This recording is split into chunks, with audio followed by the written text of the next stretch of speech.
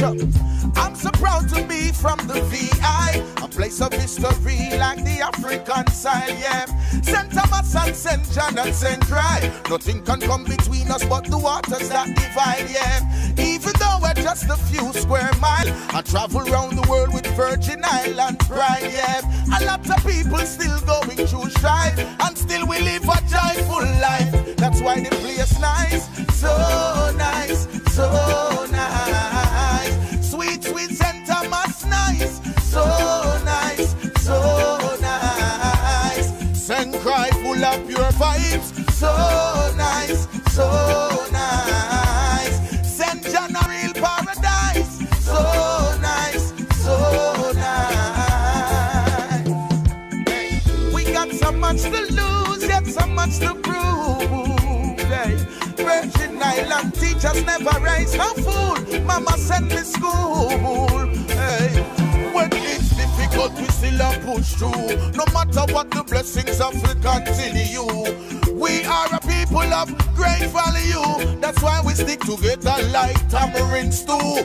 Hey. Remember Queen Mary, we make the fire burn, and Edward Blyden with the Africa vision. Remember St. John with the slave rebellion. General Butler say emancipation. That's why the place nice, so nice. Sweet, sweet St. Thomas nice, so nice, so nice. St. Cry full of pure vibes, so nice, so nice. St. John a real paradise, so nice, so nice. Hey, we got so much to prove, yet so much to lose. Hey, Virgin Island teachers never raise no fool. Mama sent me school. Yeah. St. Cry produce the band Midnight, and them the kind of roots make the fire ignite, yo. Julian Jackson was a champion in the ring, and now him three son them a do the same thing, yeah. Tim Duncan come from the VI, one of the greatest, and the world can see why, yeah. If you ever ask me where I'm from, born in the Virgin Island, and the whole place nice, so. From the water to the pot to your mouth, everything is fresh at Catch of the Day, located on Cookie Point Beach. Enjoy some of your favorite seafood dishes, fresh catch, lobster, conch, and whelks when in season, as well as surf and turf. They cater to your wishes. While you sit and wait for your food, enjoy the friendly bar and bask in the ambience that is second to none. Enjoy the white sand, sun, and crystal blue water. We are sure the experience will be unique. Monday through Sunday, 10 a.m. to 4 p.m. Come and enjoy Catch of the Day on Cookie Point Beach. It's First Stop 24-hour gas and grocery store. Your number one convenience store, located across from Vitraco Park. You name it, and they have it. From electronic accessories to your favorite drinks. And from gas to groceries. You name it, and they have it. First Stop 24-hour gas and grocery, located across from Vitraco Park. Check it out, your favorite store for gas and grocery.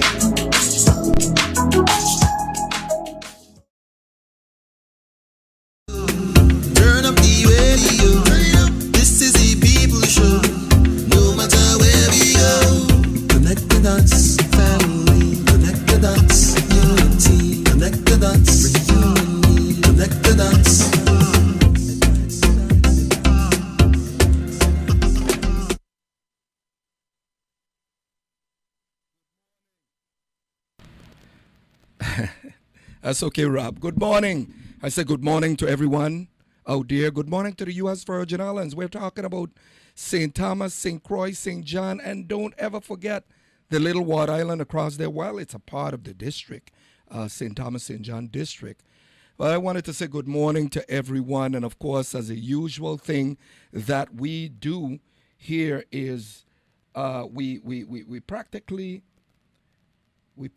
just recognize, folks, families that have lost ones. Condolences to those families, and if I may just call out some of the names just in recognition and offering condolences to the families and friends. And that is Eltera Clarita Herman Mercer, Mary Ann A. Stevens, Dr. Lind W. Shinnery, Iona Filmin Dawson, Nancy Ann Gottwalt, and Jonelle D. Michael. Condolences to those families, and we pray that God sustain them during such a trying time. I saw good morning again, and then moving along. I received a call this morning, and there was an interesting topic that this person posed to me, and that was, why do government officials have to travel so much to the United States when, in fact, even the President of the United States is holding virtual meetings with even leaders of countries and other important matters? But we're encouraging, or we're asking for students to do their lessons virtual, but of course returning to school. And in many instances, we're asking for even the courts to conduct certain hearings, especially in the family court, virtual hearings where it's just a judge presiding and not jurors, but they're holding hearings virtually. But that's another story for us to speak about later on. And moving on, Paradise Jam, supposed to be coming up down at UVI. I think it starts on the 19th, if I'm not mistaken, but that's where the University of the Virgin Islands, both men and women, are going to be able to participate on that national level against some of the big teams coming out of the U.S. Virgin Islands. We just had HBCU. Now, Historic Black Colleges and Universities. That tournament just passed, which I think was a success. And I was so elated to witness the way the ladies played. So I'm looking forward to seeing these ladies rise to the occasion again, as well as the men, because I think the men basketball team, with so many new players playing together for the first time, we need to give them a chance to really develop that chemistry as they move forward. Moving on, I was called about road repairs. I know that there's a robust schedule that I saw being disseminated, and I looked at the legislation that the Senate, the legislature, actually recently passed, with a list of all the different road projects, and those road projects are supposed to be on a schedule. So we're hoping to see finally some progress when it comes to that aspect of the infrastructure, because that's so important. These roads are destroying vehicles, and when that wear and tear on your vehicle is going to cost you money for maintenance. So it's adversely impacting residents of the Virgin Islands. So we need to get these road projects on the way. And I want to pivot a little second here, because I think that organization in Synchro, I want to say congratulations. I believe it's the Divine Nine, which consists of historically black sororities and fraternities and a whole lot of volunteers that actually came out. That's community in action on St. Croix, where the Mildred Cummings Park is being fully renovated, and I understand they raised a significant amount of money to actually renovate that park. I'm looking forward to it, because I think that when you have community actively involved like that, there could only be but a tremendous impact, because community, private sector does things a little different from government. Government have to go through the bureaucracy of trying to get requisitions through departments, and sometimes some of those requisitions stay on a person's particular desk for a long period of time. And then when you start to combine all those different tiers of the process, it could end up taking a long time. So I want to commend this organization for what they're doing. And folks, have you seen the article in the paper this morning? And I'm talking about this thing with WAPA. There's an article in the paper this morning, and I don't know if many of you actually was able to either get the Daily News digitally or buy it from your favorite person on the roadside. But this article talks about 12,000, and I'm repeating it again, 12,000 subscribers who may have been they're being affected, and affected to the point where they're claiming that the meter system is not properly working, and that meter system not properly working, they might be erroneously billing people. That we got to be careful now, because that could potentially be another distraction for WAPA, because especially in the case of a lot of elderly people who just for whatever reason, either they live alone or it's just few people in the house, and then their consumption should be a lot lower and they can't figure it out. But the elderly just, there's a lot of elderly people who will not argue a point because they prefer to pay the bill regardless of how high it is and not really question it. And let's hope that the agency or that organization is not impacted by a lawsuit by a group of consumers or ratepayers, because that is not going to impact, it's just going to affect the utility in the worst way, because they may have to reimburse a lot of people unless the court allow them to issue some form of credit to a lot of the persons or those persons who appear on a class action and filing a claim. So we gotta be careful with this one, and I know a lot of people is paying attention to it. That I was asked a question, switching over to something else. I was asked a question again this morning. A person called me and said they wanted me, it was something in particular I said about the 8%. This 8% that is being reimbursed to government employees, those who were impacted, of course, where there was an 8% cut of their salary at the time. I said it from the beginning, and I have no problems repeating it. I stand by what I say. And what I said was that it is fine they put a program or they put the measures in place to reimburse those employees who were negatively impacted, who received a cut in salary illegally. And what I said was that there were certain variables that we needed to consider. What are those variables? The variables is the fact that you deny them 10% of their salary has been over, 8% of their salaries, and it's been over 10 years to repay them the money that you took from them. Okay, granted, we understand that had it been under normal circumstances, they still would be paying income taxes on that respective income. And there were other obligations even in the 8% set aside or 10% set aside in some cases, emergency personnel who was on hazardous duty.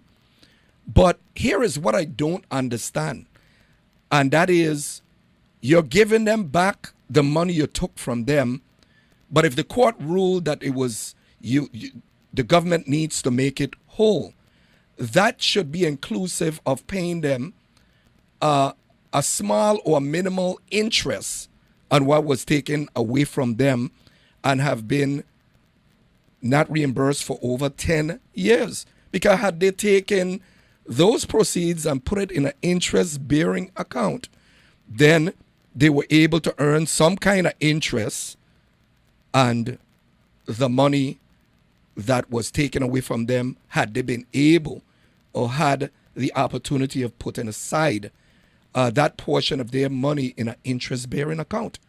And the reason I'm saying this is I'll show you a parallel with the retirement system, GRS.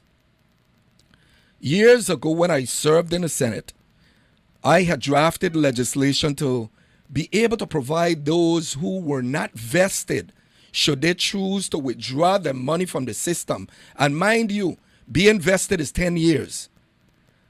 But if a person opt to get their money back because they decide that they want to separate from the government and they would like the money that they contributed to the system back, they would be entitled to 4%.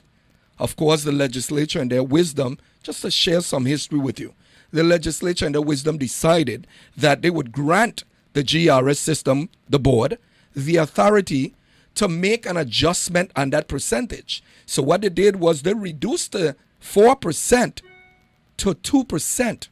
Now they acknowledge that they're receiving monies from a person, and to give the person that same amount of money that was deducted from their salary is just not a fair exchange. So they have to be a return or interest added to the money that you can withdraw from the system. Because after all, the GRS system is using your money for different purposes where they will realize or could potentially realize a gain. Let's say they decide to lend a private business a large sum of money. They expect a return on their investment with an interest on the money that they would lend. So it's only but fair that this government make it whole with government employees, because understanding the variables, we understand the deduction, and I question whether or not even with the income taxes that is deducted, are those same employees guaranteed that they're going to be paid their income tax refunds, those who are owed money because they overpaid, are they going to be paid on a timely basis, or they would be waiting 2 and 3 years for an income tax refund? So that was my position on that issue, and I would stand corrected if any one of the members of the administration want to call me and make a correction. I have no problems with that whatsoever. I also made a comment about this vaccination lottery, which I'm going to extend an open invitation to Mr. Raymond Williams, the director of the lottery office, to share with us and dismiss what a person or a winner have contended. And I will repeat it again for those who did not hear what I said. You cannot adjust rules according to what you feel. If you promulgate rules and regulations, and especially something that is federally funded, monies that was put or given to the government of the Virgin Islands to be able to convince people to take the vaccination. I mean, the governor went from mandate over to trying to entice people by telling them that once they take the vaccination, they could register for this lottery. But the aspect of it that I don't understand, and I can regurgitate this morning, is how do you tell a person or a winner that they won $100,000, but you arbitrarily change the rules to adjust that there could be multiple winners of the prize to stretch it out, hoping that people would just be so happy. You stretch it out, and then you go back and you tell the one person that had won the $100,000 that only won $50,000, and then from 50 you went down to 20, and then from 20 he is only receiving a $5,000 prize. There's something drastically wrong with that picture. And this is what they explained to me. This is not what I'm inventing. This is what that person explained to me. And I like to give people the benefit of the doubt. I don't believe it. But it's not about me believing it. It's about a person that is attesting that they are a victim. Victim? I'm not sure about that. But if you arbitrarily change the rules, you're providing some level of preferential treatment, or you're being biased against a particular person, whether it's because of their political station, their respective views, I don't know.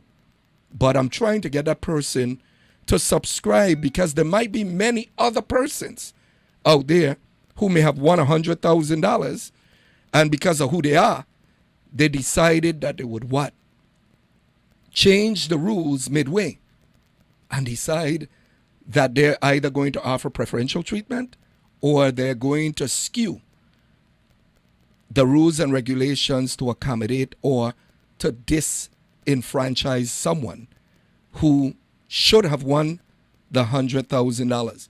So I think that there should be a desktop audit of that vaccination lottery so that everyone could feel comfortable in knowing that they participated in a lottery that was fair.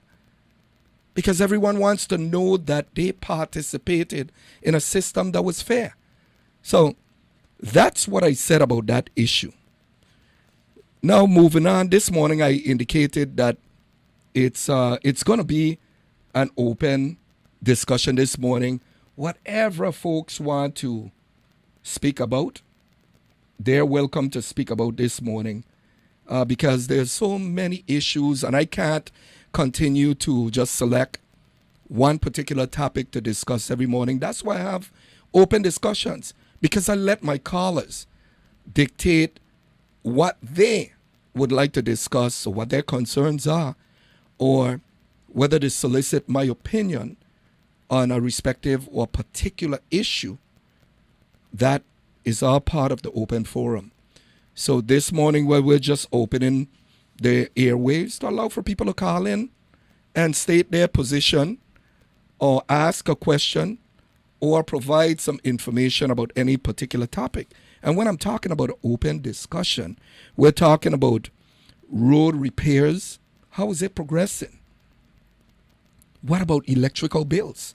After all, our administration in the past, and I'm looking for that recording to play it, that they were in fact going to reduce WAPA rates by 30%. I don't know how they had proposed to do that, but it needs to be revisited. On the contrary, what ratepayers of the Virgin Islands have experienced was the first time in history an elected official asking the PSC to support a rate increase. But the way it was worded, a rate adjustment, that's like insulting the intelligence of the people of the Virgin Islands. Because if someone is telling me that it's going to be a rate adjustment, and the figure that is psychological, that we view it that a rate adjustment, but then when you look at the formula that is used, I mean, you're insulting the intelligence of a lot of smart people. I viewed it as an insult to my intelligence because I'm a ratepayer, just like every one of you out there who's paying a WAPA bill. But, you know, those are the issues that are vexing to the people of the Virgin Islands. And I think as we move along and we talk about the quality of life, and there's a question that I have to ask here. What about the food prices? What's the plan to give some relief even to those stores that are burdened with a 5% gross receipt tax? And then on top of that, if you average out a lot of these private businesses and what they're paying in electrical bills, what they have to pay for food, and I'm talking about restaurants, I'm even talking about the big grocery stores that sell the restaurants, the food, there's a cost to be passed on. And we get it.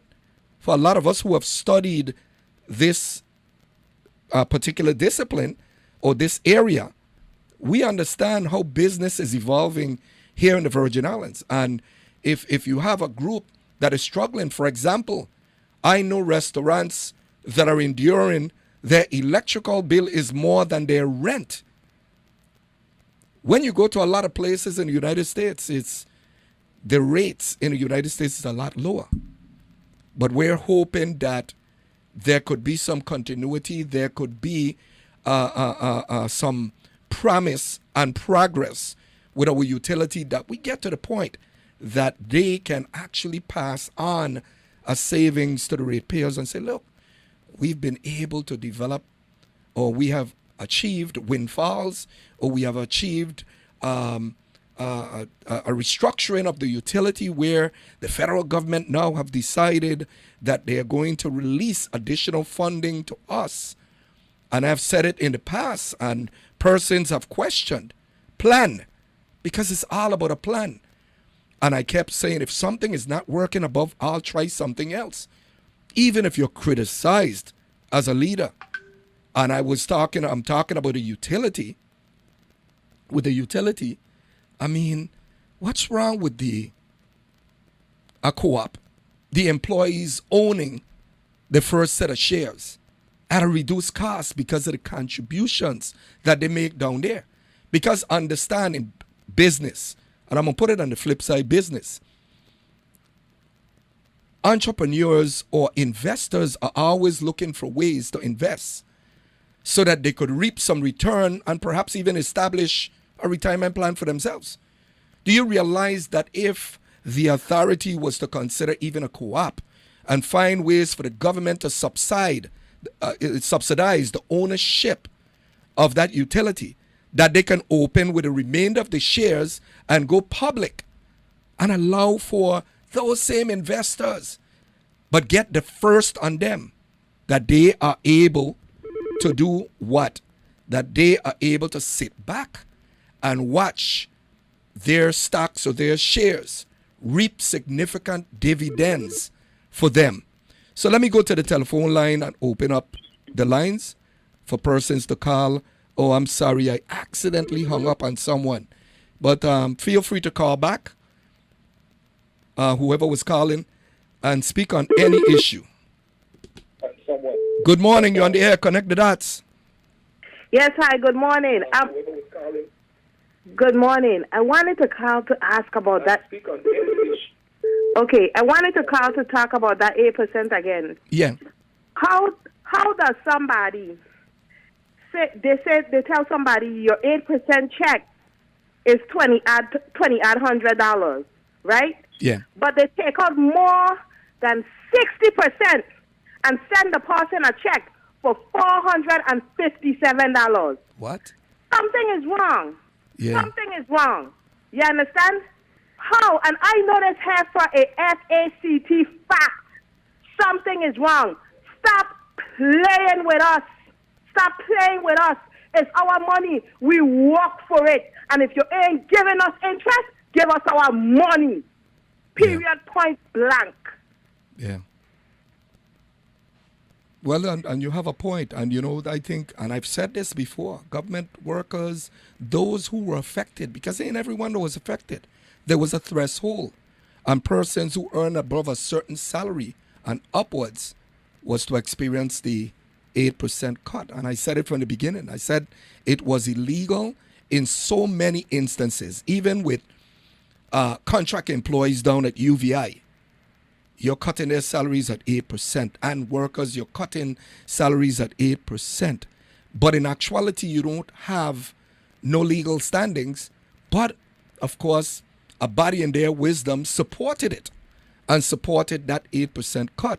Now, the court, because a claim that was filed, the court came in and ruled and was consistent with what I said.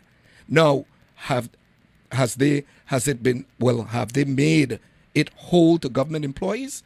And I'm saying no, because how could you take someone money and have it for over 10 years or 10 years and feel that you could just give them back their money? There must be consequences. There has to be a penalty on that side as well. And I think it's only but fair that you add a percentage to that, even if you have to calculate it later on. Because see, if government employees don't rise up and take a position within a certain period of time, then you know what they're going to turn around and say? The statute of limitation would not permit you to file a suit whether it's a year or 2 years from now. And I believe it's a year. They would have up until a year to file a claim for the interest on their money. So I agree with what you're saying. And if these are the calculations that are made, I mean, I'm not going to jump to any conclusion, because it could be that they're offsetting something, but still, that would be wrong. That would be wrong. Listen, they're not offsetting nothing. The person is a retiree, okay? Wow. And this is my thing. This is my concern, okay? I don't want to sound like an angry black woman, quote unquote, but I am a concerned citizen. And of course I have the right to be angry when I see that they're taking advantage of our retirees yet again. I have the right to be angry because it affects me indirectly. You understand? Because I have retirees in that's very close to me as well. And this is my thing. My thing is that the people of the Virgin Islands, they're very silent, a lot of them. They don't talk. They don't complain. They feel like, well, at least we get something.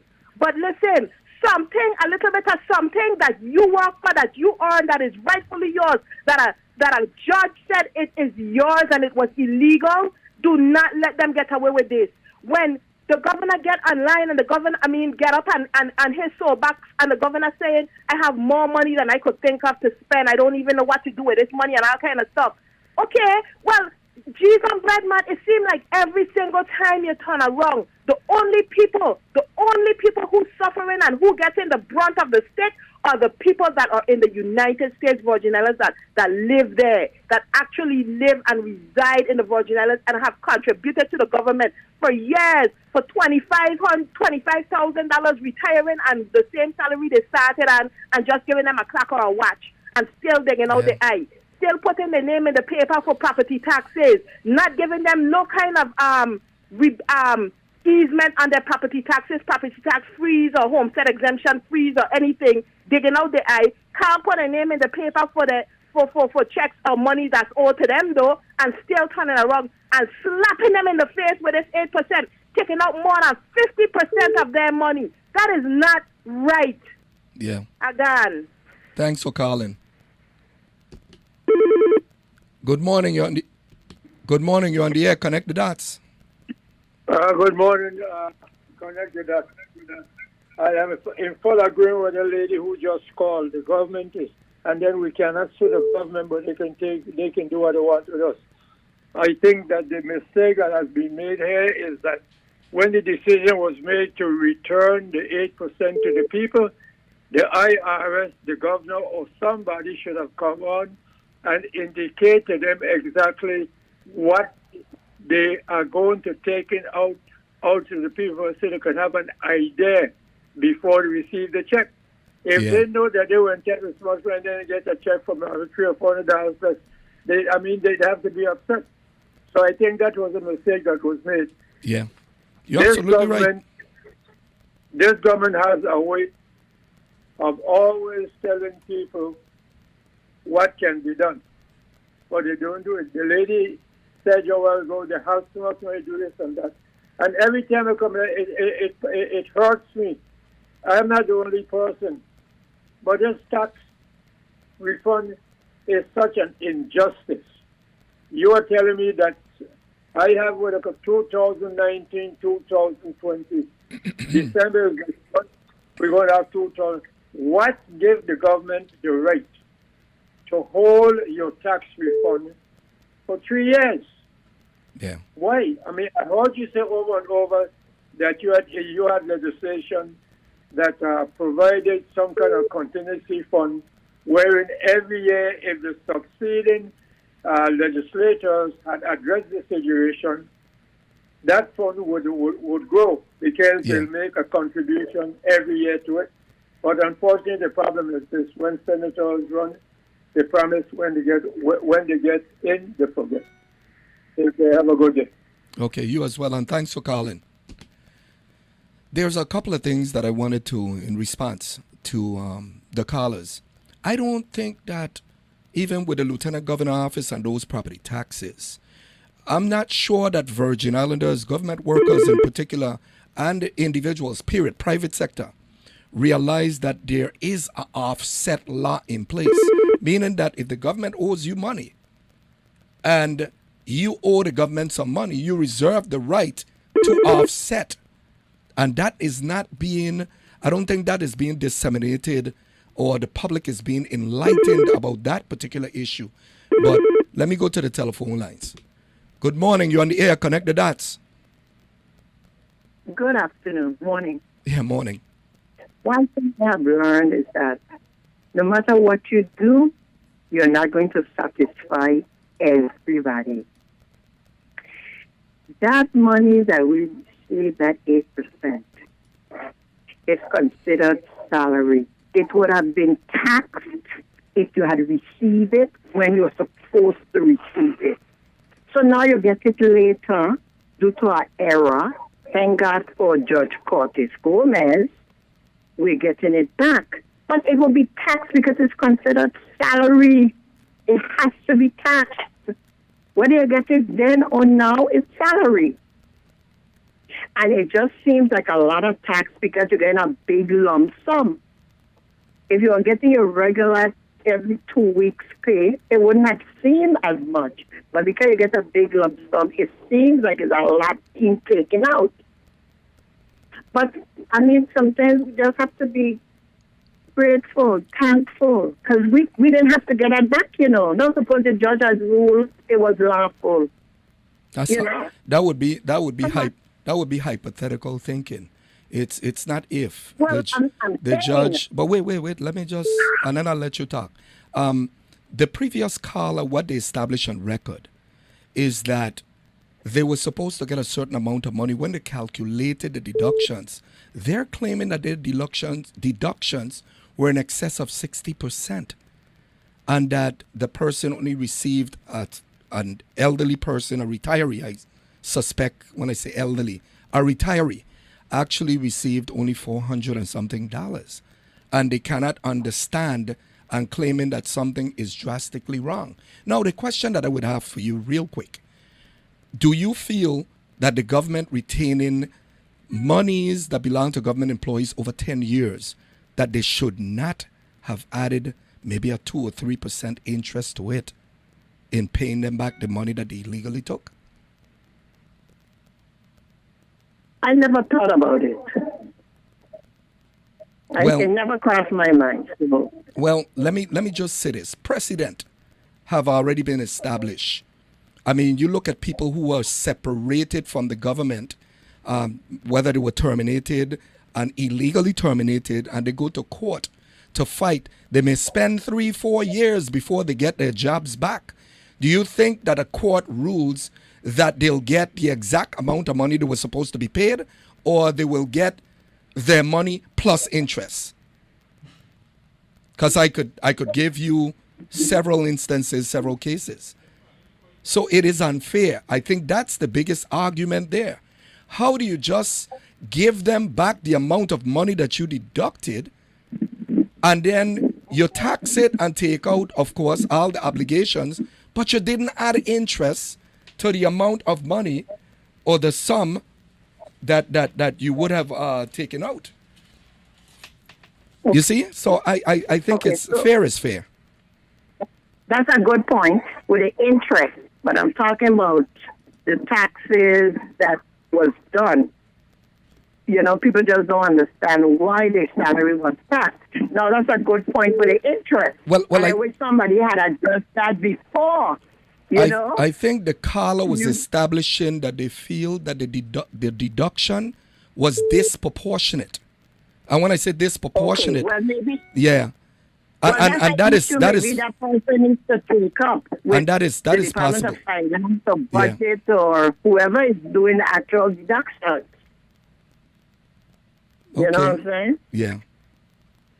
But I understand what you're saying, and but I think the majority of government employees have accepted, and those who are affected and supposed to get this refund, they, based on the people I have spoken to, they anticipated, they expected to be taxed, but in a lot of instances they feel that it's disproportionate, and they feel that they have no one to go really talk to, because when you go talk to the administrators, they're dealing with a number of people and may not get around to your isolated situation for a long time, so they feel disenfranchised. Well, let's hope maybe the Department of Finance or Budgets, a representative from their office would come and let us know exactly what percentage and make sure that it's the same percentage we always receive with our salary. Yeah. Maybe we need some explanation of that. And do you agree that they should have been entitled to at least a 2% or 3%, even if you wanted to say equivalent to what the GRS give to those employees who are not vested, that decide to withdraw their money from the system and maybe start their own 401k plan or retirement plan with an insurance company or elsewhere, and they're able to walk away not only with the monies that they paid into the system, they contributed, but with the added 2%. But you're telling government employees now, what you did was illegal. And that's one of the points that we're missing. It was illegal to deduct 8% of their salaries. So the least you could do when the judge said in his order to make it whole.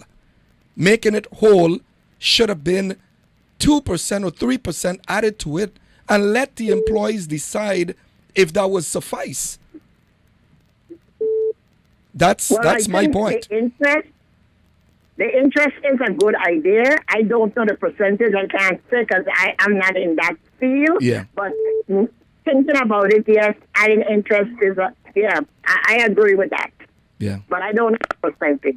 Yes. Yeah. But I think the majority of the argument, and this is what I wanted to establish with you, majority of those government employees who are affected, I think it's not about the anything being taken from the check and they're complaining. They've been complaining for years that you took 8% illegally. And when now you're getting back your 8%, they're questioning the validity of the percentage of deductions overall, whether it's health insurance being deducted, which should not be deducted from that because your health insurance is one steady payment that comes out to your check. Regardless, it's not by the percent, it's based on the premium that is afforded or the government have agreed to. Now, when you talk about Social Security, then you're talking about income taxes. That's a percentage that comes out to your check. Right. And if it's disproportionate, they know that. Right. A representative should come and let us know exactly what. And I fully agree with you. What was taken out. And I fully agree with you. And I fully agree Have with a good you. day. You as well. Thanks for calling. Good morning. You're on the air. Connect the dots. Good morning. How are you? I'm fine. I'm blessed. How are you? Okay. I'm just going to say it's a shame that the employees had to be taxed so hard on that income. But my understanding is that depend on the type of income, it places you in a different tax rate. Yeah. And what I was told, once his salary is a certain amount, and then when it's now placed in a category of lump sum, then it's taxed higher. It's a shame that they have to go through that. Yeah. But I don't know if anything can be done with that situation other than for the employees to fight for their rights with that situation. And that's why they are taxed so hard. Yeah, and you're absolutely right. Because, there's employees that fall within the 28 to probably 32% tax bracket, and that's because of the income level. Right. And certainly if you have some that is subsidizing their income, even working in the private sector, that's making your annual earnings a lot higher. So you will, in fact, be subject to a higher level of taxes. But I think the argument of this person, for example, that called, which represent a lot of individuals, a lot of employees who have been impacted the same way, is that they feel that the level of taxation is disproportionate. So you're getting a check for only $400 and something. I don't care what percentage you're applying on $2,000 or $4,000. If you're taking out 60%, it's 60%. And they have a right to question that unless they're retaining. Yeah, that sounds kind of bizarre if you ask me. And it sounds like maybe a mistake. Right. A miscalculation somewhere. Because for them to take 68% of that person's salary, it just doesn't add up. I don't care what tax bracket they fell in, because 38% is 38%. And if that's your highest, I don't see how you ended up at 60%. 60%, right. Or 68% in this case, based on what the caller shared with us. Okay, well, maybe somebody from internal review could call in and give an explanation. Okay, then. Okay, thanks for calling. Good morning, you're on the air. Connect the dots. Yes, sir. Good morning, Senator Danny Storm. Morning. I am in total agreement that an interest should have been applied to the monies reimbursed for that 8% cut in the employee salaries. When we stop to think about the people that had that 8% on their checks with children that put them behind with certain expenses and stuff like that, how could you not at least consider giving them some type of interest to make up? Now, when they have to go out there and have second job, then these children are unattended, then we end up with a problem in the long run of juvenile delinquency and their children not being supervised at home. So it's a problem. They should have given them interest. That's my opinion on that. And there's something else that I'd like to discuss. Sure, go right ahead. What is the status of the repairs at the hospitals? And I'm not talking about just the Schneider Regional Medical Center alone. I'm talking about the Juan Francisco Luis Hospital in St. Croix as well. And not only those two, but the Charlotte Kimmelman Cancer Institute. I don't understand for the life of me, with as many cancer patients as we have surfacing in our territory, that we have allowed that facility to stay there like a piece of lumber. It doesn't make sense. So do you know what's happening with the repairs and stuff like that you can at least enlighten us, please? Okay. Thanks for calling. Okay, you're welcome. Okay. Well, let me say that we're talking about infrastructure. And this is where we get our priorities, or some priorities, screwed up.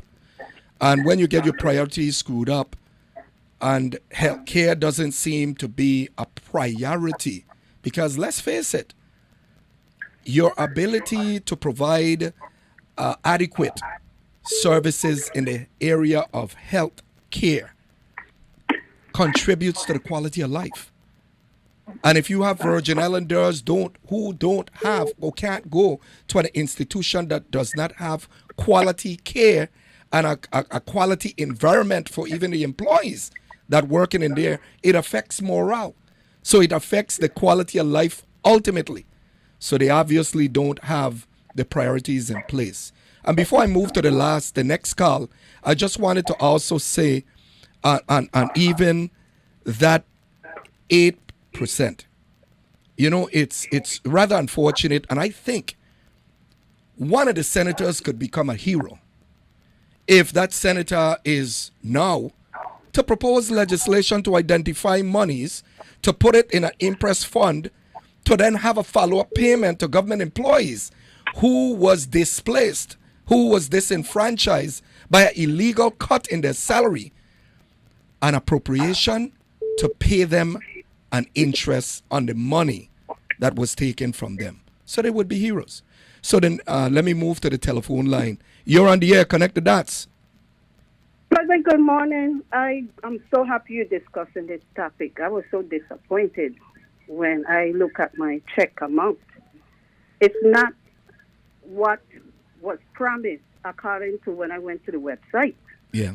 So I don't know if it was a mistake made or the additional taxes that I'm not aware of. Is that what some people are complaining about? They didn't get what was posted, because there was a website you could go to that tells you this was your salary and this is how much we deducted and this is what you're getting. This would be your net. Yeah. But that was not what I got. So was that a miscalculation, or is it me? I missed something. So I'm trying to find out. Yeah. And you know, as some were saying, the interest earned because the government, I'm sure, used the money. Yeah. And but my understanding is the two unions that took the matter to court, they pursue that. Yeah. And if you don't pursue it, you get exactly what you filed for, the claim that you make in court. And it's also my understanding that because the 34th legislature put in an amendment, you had the non-unionized employees, such as exempt employees, who did not have a court ruling on their behalf, but nonetheless, they also getting some money back. So I will commend the senators for that. But like you're saying, I will go further. They need to do more because the people feeling very disgruntled. Yeah. And if it wasn't, they put in an amendment. All senators voted for this, except one. And for the life of me, I'm trying to understand why an independent senator from the St. Thomas district, Senator Alma Francis Heiliger, why would she vote no? That is befuddling to me. But amends can be made up. Yeah. They could go back to the drawing board. She could go back to the drawing board and put in some kind of thing here that will address the concerns that the people have. So I hope the powers to be are listening, and they will take what the callers are saying into consideration, and a senator will pick up the ball and run with it. Yeah. Okay, thank you. Thanks for calling.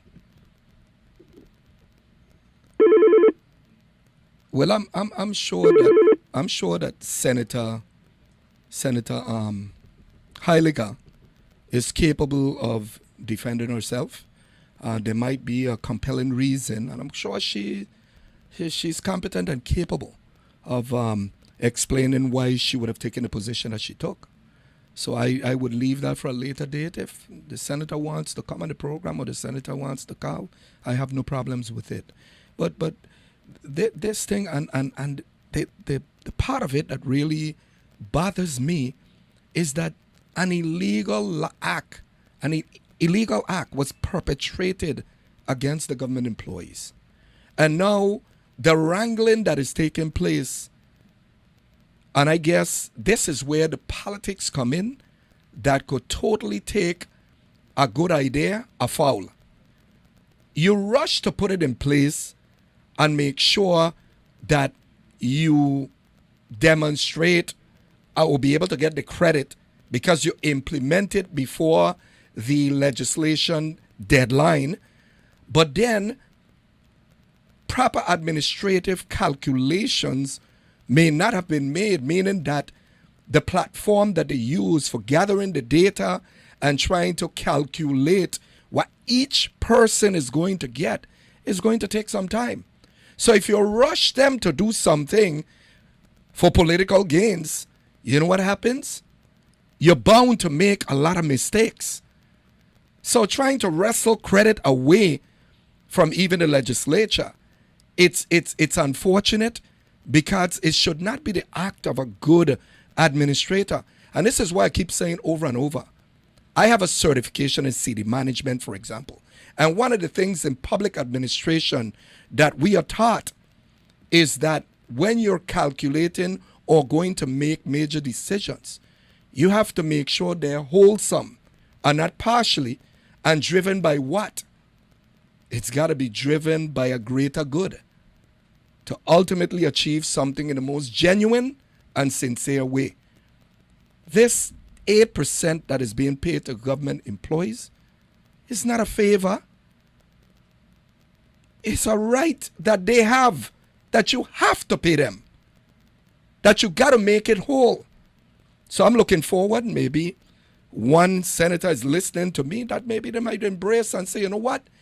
It is a right position that the government employees have, that this should be entitled to a percentage on the money that was taken away from them illegally. Because after all, if we underpay IRB in this instance, mirror system of IRS, if we underpay and we owe them money, do you realize at what rate interest is going to be accumulated?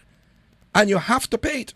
Because if you don't pay it, they're putting a lien on any property that you own, or even putting a lien in the lieutenant governor's office that can be against or that can garnish your wages into the future. So, man, let's be fair. I think it's only but fair that this issue be addressed. Good morning. You're on the air. Connect the dots. Morning, Fonzie. How are you doing? I'm blessed. How are you? I'm pretty pissed off for this thing. Let me ask you, that money was taken from us illegally, right? Yeah. Okay, let's say this. And it was voted by the Senate to give to us in 2 years, they gave to us 2 years after the fact. Am I right or wrong? You following me, sir? Yeah, I think they had to start, and I have to go back and take a look at the legislation, but I think it was somewhere in end of December or something like that. That I think. It was 2 years.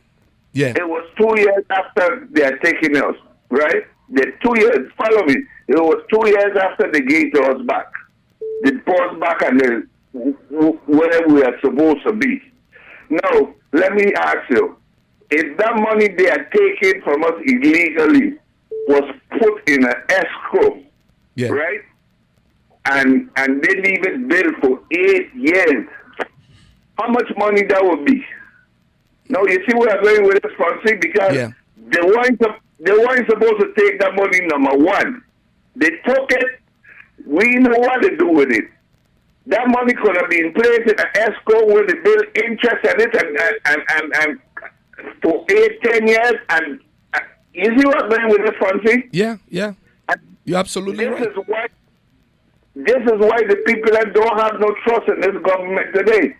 I don't have faith in them because this was done under the Young administration, and up to today he's still pulling strings. And this administration here today, and Fonzie with that, I done. Okay, thanks for calling. Good morning. You're on the air. Connect the dots. Yes, Senator Dennis. So there were two things that I forgot to mention because I get very nervous when I have to call the radio station to make my comment. Sure, go ahead. When it comes to this, to the hospitals, we're failing to understand that a lot of people cannot afford the luxury of going off island to obtain medical care. That's correct. We have some excellent doctors here on this island. You understand? And in St. Croix, we should not have to be going anywhere to look to seek medical attention, but we're forced to do that. Now, secondly, in terms of the income tax refunds, there's so many of us retirees that are out here in need of our money. What is the holdup? Why is this a problem? I fail to understand it. You see, all of these powers that be on this in this territory don't need their money. They're swimming in money, but we need our money. Yeah. For goodness sake, man, have mercy on the people. The people are who put you in, at least we hope so, even though we hear contrary, but at least give us our money, man. This is not at you, Senator Donaldson. It's just that I'm frustrated. Yeah. Okay, thanks for taking my call. Thanks for calling.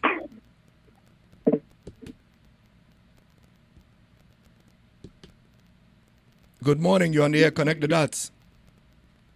Nancy, I listen to your station, right? Yeah. The administration talking about transparency. They give us this money, but we never receive a check stub. Why is that? We never receive a stub showing our deductions, showing anything. Yeah. You just wake up one morning and you find money in your account. And this Where is the transparency in that? And you see, sometimes when you apply the antics of politics to try to do something that you know would manifest into an acceptance, you could potentially end up doing it the wrong way.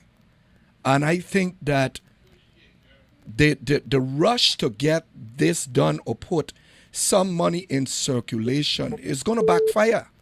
And it already started to backfire because people, individuals who are affected, are starting to see that it may not have, it was not genuine in the way that it was calculated, and you expect those affected to say, at least we get something. At least we get something. That's no favor. Be whole. Make it whole. Make it right with the employees. This paseando, as I call it, paseando, and all of that stuff is not really focusing on the priorities that we have here in the Virgin Islands. And I don't even want to get in to some of the other stuff that I see taking place in the way government is functioning.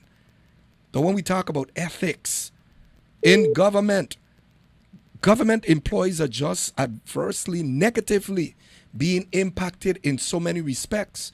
And yes, the politics is playing its part in a lot of things. Look at who's making the money. Look at how they're making the money.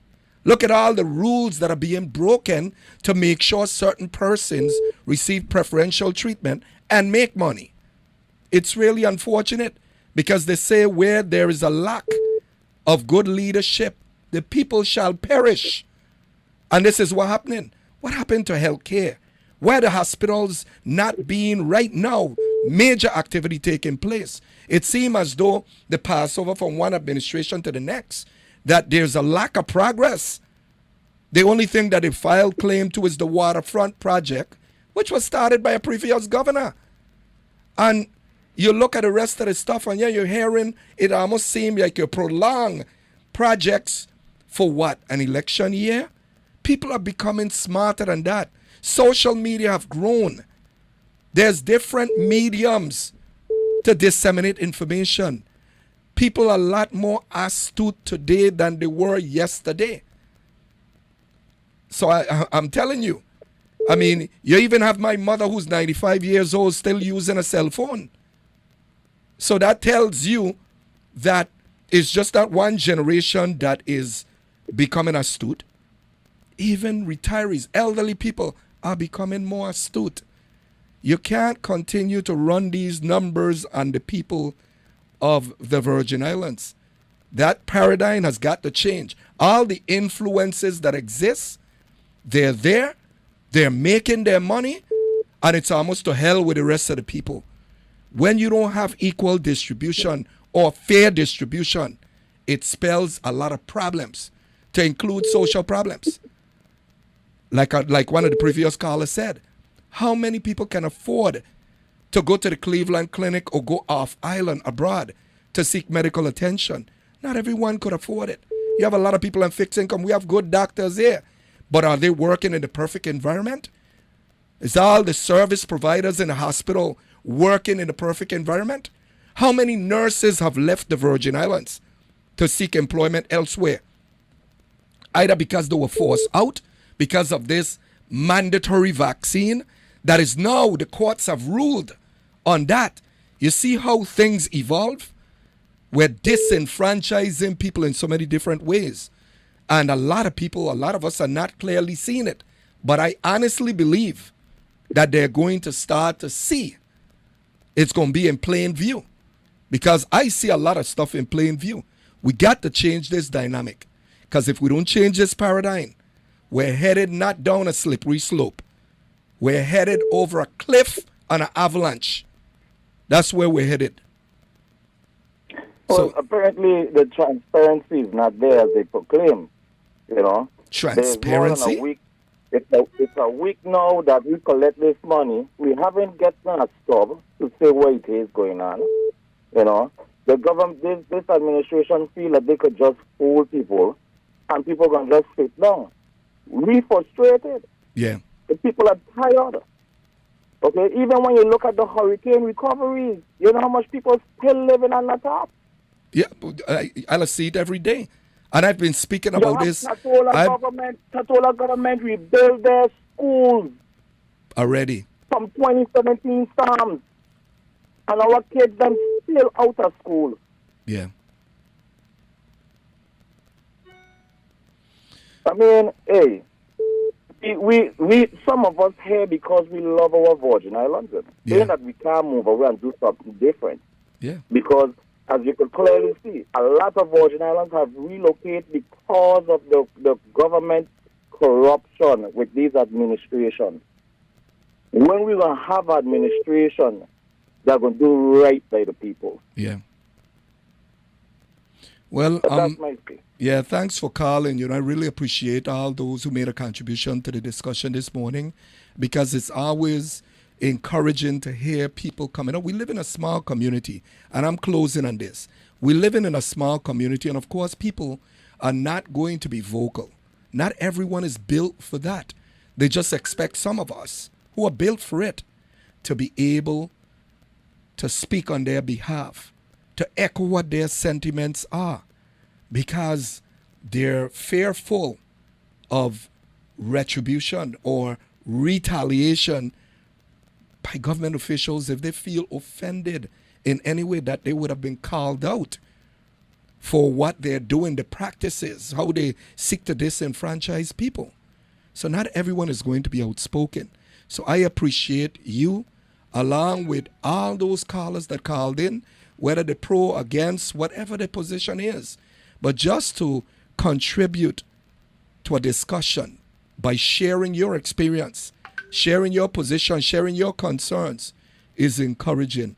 And I could only provide you with that platform that is unbiased and allow you the opportunity to insert your opinion and insert your concerns into the discussion. The platform is for every Virgin Islander that wish to call the radio station, because we understand the challenges we're facing here in the U.S. Virgin Islands. But to further provide practices that would more actually cause the quality of life to decline because of the lack of good government, or even in some instances do things that impact people negatively, is you have the right to speak out.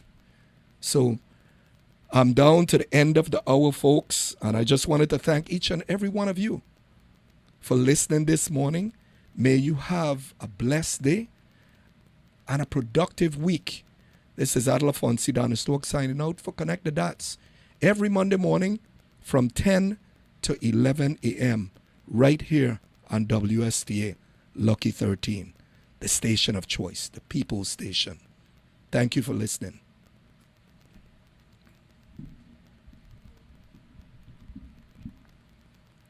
People come, let we go.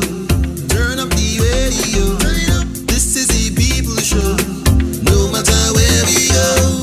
Connect the dots, family. Connect the dots, unity. Connect the dots, for you and me. Connect the dots. We want to thank each and every one of you for tuning in to Connecting the Dots, as we look forward to hearing from you next Monday.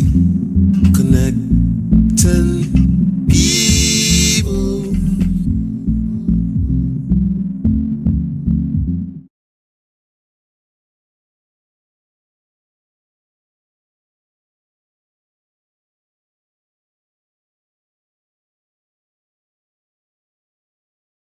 Is catch of the day. From the water to the pot to your mouth, everything is fresh at Catch of the Day, located on Cookie Point Beach. Enjoy some of your favorite seafood dishes: fresh catch, lobster, tank, and whelks when in season, as well as surf and turf. They cater to your wishes.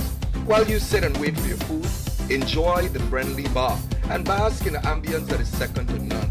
Enjoy the white sand, sun, and crystal blue water. We are sure the experience will be unique. Monday through Sunday, 10 a.m. to 4 p.m.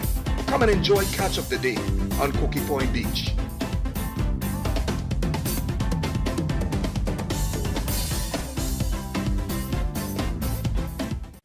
It's First Stop 24-hour gas and grocery store. Your number one convenience store, located across from Vitraco Park. You name it, and they have it. From electronic accessories to your favorite drinks. And from gas to groceries. You name it, and they have it. First Stop 24-hour gas and grocery, located across from Vitraco Park. Check it out, your favorite store for gas and grocery.